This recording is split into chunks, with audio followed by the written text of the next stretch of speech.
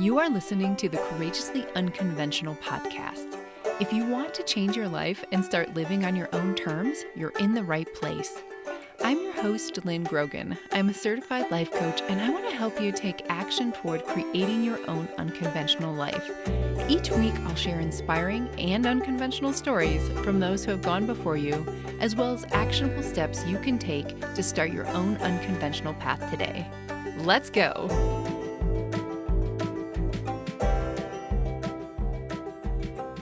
Hey all, welcome back to the podcast.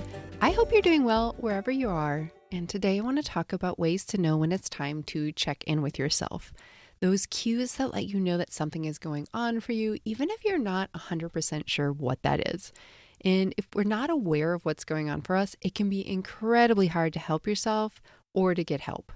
And how this came about is that last week I was coaching a woman who came to me feeling incredibly overwhelmed. Her personal and work email inboxes were just piling up. And even though she knew she would probably feel better if she tackled them, she just couldn't bring herself to do it. Instead, she found herself procrastinating and just feeling awful and guilty about the whole thing. We started looking at this issue from different angles by asking, do you always feel this way when you look at your inbox? Is there a certain number or volume of emails that sets off that feeling of overwhelm? Or is it like emails from specific people or about certain topics? We just really explored it. And when she thought about it, and she said, no. Sometimes I can sit down and just handle my emails, and it's actually kind of enjoyable. So it wasn't about a particular volume or the topics or anything like that. It was really about kind of her state of being. For her, when she has this overwhelmed response to her inbox, it's more of an indicator or reflection of her emotional state overall. It's a cue that there's something else going on for her. I think we all have something like this, some area of our life that when it starts to slip, it's a signal that things are off. We might have many things, but for a lot of us, there's one or two things that help us. You may have heard it called the canary in the coal mine, which comes from the historical practice used in coal mining where miners would bring caged canaries into the mine. And canaries are highly sensitive to toxic gases like carbon monoxide, so if the bird shows signs of distress or if they just straight up died, it warned the miners to evacuate immediately before the gas reached dangerous levels for them. So in today's usage, a canary in the coal mine describes anything that acts as an early indicator of a problem. So for this client, procrastinating and avoiding her overflowing inbox is her canary in the coal mine. It tells her that something is off in her life, even if she's not immediately clear what that is. Other cues might be something like emotional eating or drinking, letting clutter pile up in your home, overworking, overspending. All of these things can act as cues or indicators that it's time to pause and check in with yourself. It's like your external environment starts to mirror what's happening inside of you. So for me personally, one of my tells is when I spend an excessive amount of time playing games on my phone. Okay, so I love playing the New York Times puzzle games. There's Wordle in there and some other ones. In a little bit for me every day, 10, 20 minutes, totally fine. But then there's this other game I play called Two Dots, where I often play to excess when I am stressed about other areas of my life. It's not that it's bad or wrong to play games for hours. For some people, it's totally not a problem for them.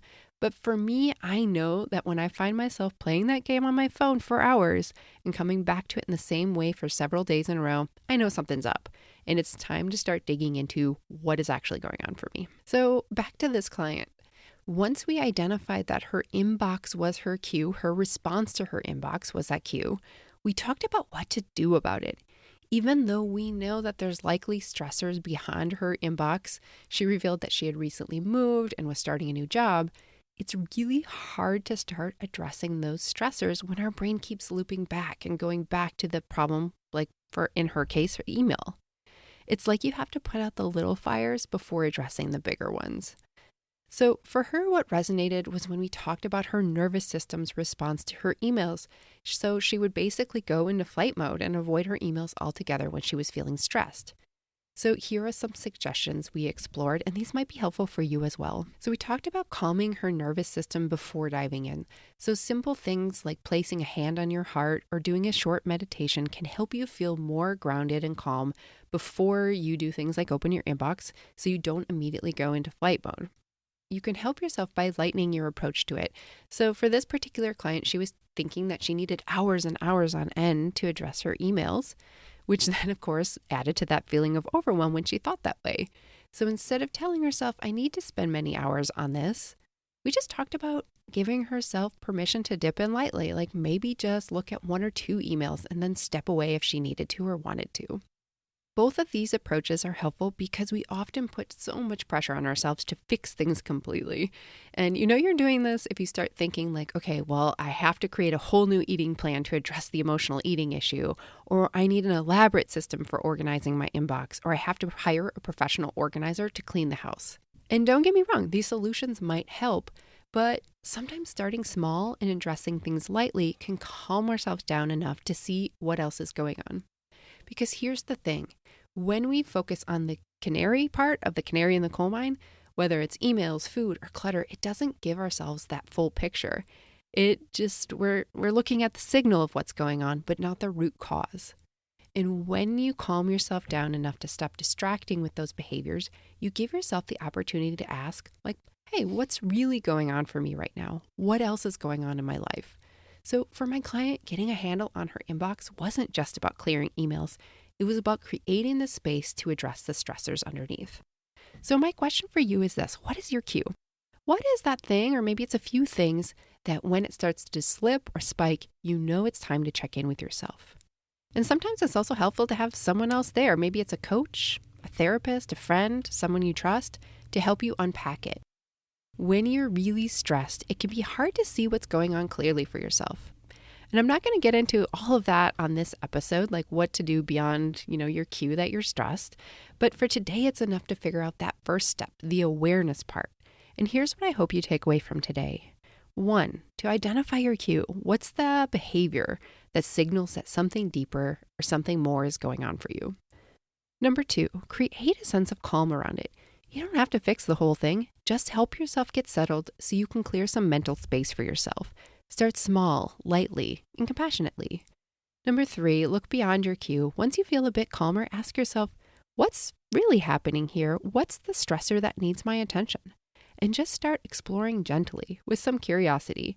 And you might consider asking for help as well. And remember, these cues aren't a sign that something is going majorly wrong or that you're broken. They're just signals, like little white flags that say, hey, time for a check-in. All right, my friend, that is all for today. If this episode resonated with you, share it with someone who might find it helpful. And if you find yourself wanting more help, feel free to reach out at lynngrogan.com or click the link in the show notes. Thanks for listening. Until next time.